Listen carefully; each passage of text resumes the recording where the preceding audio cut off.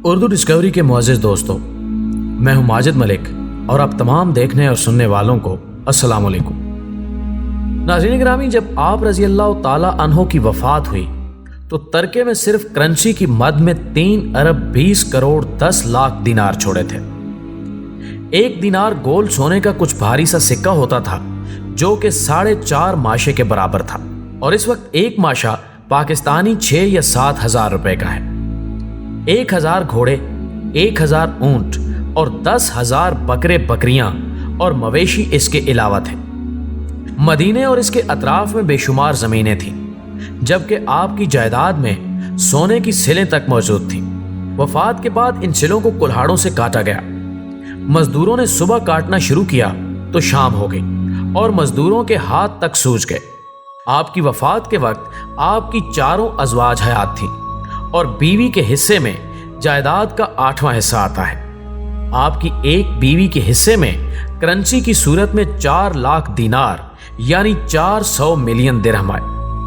ناظرین گرامی، یہ حضرت عبد الرحمن بن عوف رضی اللہ تعالی عنہ تھے، جن کو نہ صرف بدری صحابی ہونے کا اعزاز حاصل ہے بلکہ یہ ان 10 صحابہ میں 8ویں نمبر پر موجود ہیں جن کو رسول اللہ صلی اللہ علیہ وآلہ وسلم نے دنیا ہی میں نام لے کر جنت کی بشارت دی تھی۔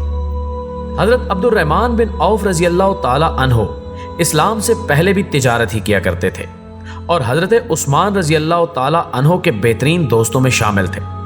جب ہجرت کر کے مدینہ آئے تو بالکل مفلوق الحال ہو چکے تھے۔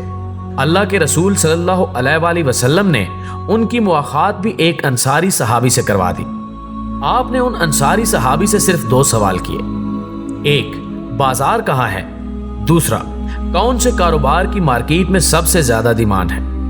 اس کے بعد سے عبد الرحمن بن عوف رضی اللہ تعالی عنہ نے جانوروں کے گلوں میں باندھنے والی گھنٹیوں کا کام شروع کر دیا، اور دیکھتے ہی دیکھتے کچھ عرصے میں مارکیٹ سے یہودیوں کی اجارہ داری اور قبضہ ختم کروا دیا۔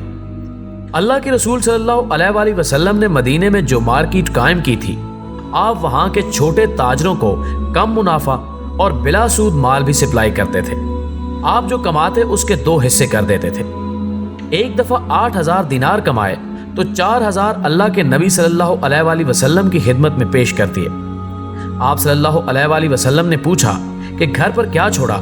فرمایا اتنا ہی جتنا لے کر آیا ہوں۔ آپ صلی اللہ علیہ وآلہ وسلم نے دعا فرمائی، اے اللہ، عبد الرحمن جو رحمان کا تاجر ہے، اس کے دونوں مالوں میں جو یہاں لے کر آیا ہے اور جو گھر پر چھوڑ کر آیا ہے اس میں برکت فرما۔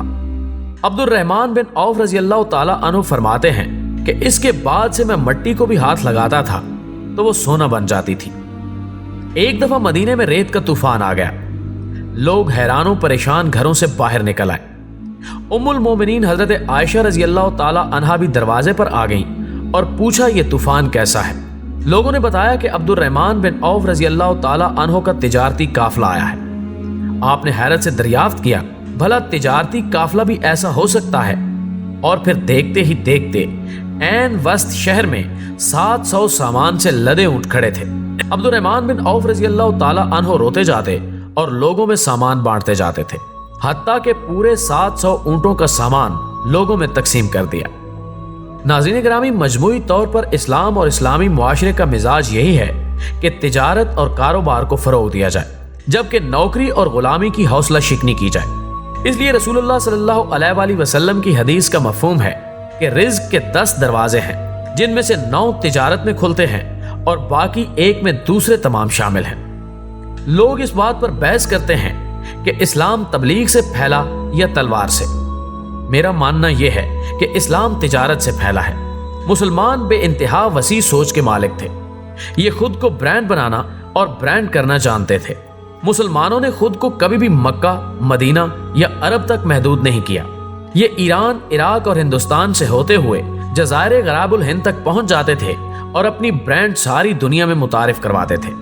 ان کی برانڈ کا نام اسلام تھا، مقصد اسلام ہوتا تھا اور نتیجے میں پیسہ بھی ملتا تھا۔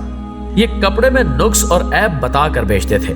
یہ بارش کے بعد گاہک کو بتاتے تھے کہ بارش کی وجہ سے گندم گیلی ہو گئی ہے، اس لیے ہم اس کو اس کی اصل قیمت سے کم پر بیچیں گے۔ یہ معمولی فائدے پر بھی گاہک کو اچھی چیز بیچ دیتے تھے اور بیچا ہوا مال واپس بھی لیتے تھے اور تبدیل بھی کرتے تھے۔ हम ऐसी दोगली कौम हैं कि हम 2-2 रुपए कमाने के लिए झूठ पर झूठ बोलते हैं और चूना भी लगाते हैं, लेकिन कारोबार करने वालों को चोर लुटेरा भी समझते हैं और उनसे हसद भी करते हैं। आज सारी दुनिया को ये बात समझ आ चुकी है कि इंपोर्ट एक्सपोर्ट, सरमायाकारी और तिजारत करने वालों को इज्जत देने से मुल्क और कौमें तरक्की करती हैं। लेकिन जिनके आबाओ अजदाद ने 3 बराज़मों में अपना कारोबार मुतारिफ करवाया, वही इस बात से नावाकिफ हैं। दुनिया में 500 बड़ी ऑयल कंपनीज हैं, लेकिन उनमें से एक भी किसी भी मुसलमान की मिल्कियत नहीं है, जबकि तेल पैदा करने वाले 11 में से 10 ममालिक अरब हैं। आपको पाकिस्तान की बड़ी बड़ी नाम नेहाद फूड चेन्स और होटल्स का नामो निशान तक पाकिस्तान से बाहर नजर नहीं आएगा, और ना ही इंटरनेशनल मार्केट में हमारी कोई प्रोडक्ट मिलेगी। हमारा चावल और आम तक हिंदुस्तान के नाम से दुनिया में पहचाना जाता है।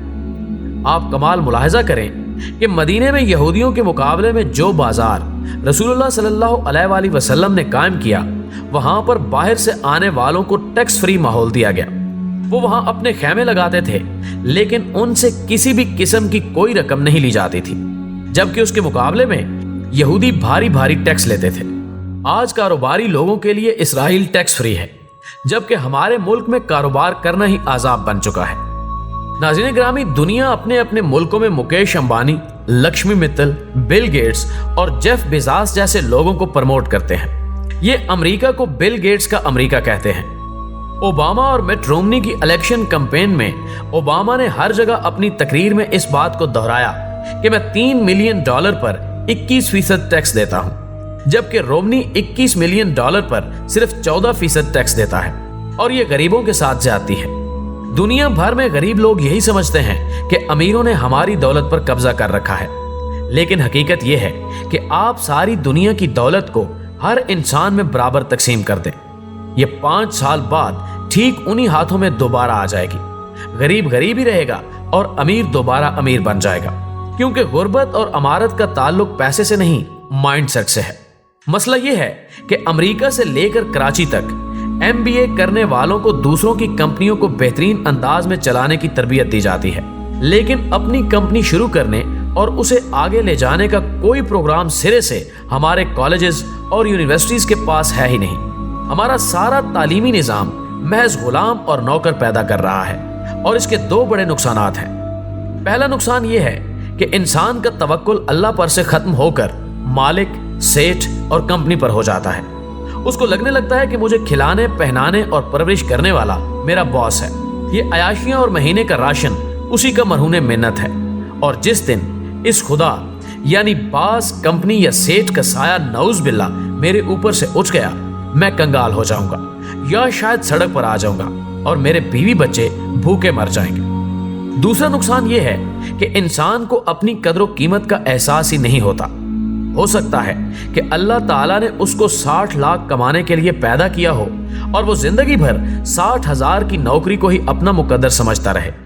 और यह भी हो सकता है कि उसके जरिए से हजारों लोगों की जिंदगियां बदलने वाली हों, और वो अपनी सारी सलाहियतें बस अपने बीवी बच्चों को ही खुश करने में लगा रहे। नाज़रीन ग्रामी, हमारे घरों और तालीमी इदारों में इस बात की अशद ज़रूरत है कि नौकरी और गुलामी की बजाय कारोबारी जहन और तिजारती मिजाज को परवान चढ़ाया जाए, ताकि हमारे बच्चे दौलत के खौफ और पैसे की जकड़ बंदियों से बाहर निकल कर भी कुछ सोच सकें। नाज़रीन ग्रामी, हमें पूरी उम्मीद है कि हमारी आज की ये वीडियो भी आपको पसंद आई होगी। वीडियो पसंद आने की सूरत में इसे अपने दोस्तों के साथ फेसबुक और व्हाट्सएप पर शेयर करके हमारी हौसला अफजाई कीजिए, और कमेंट बॉक्स में हमें अपनी कीमती तजावीज़ से ज़रूर आगाह रखिएगा। हमारी अगली वीडियो आने तक आपका, हमारा, हम सब का खुदा निगहदार।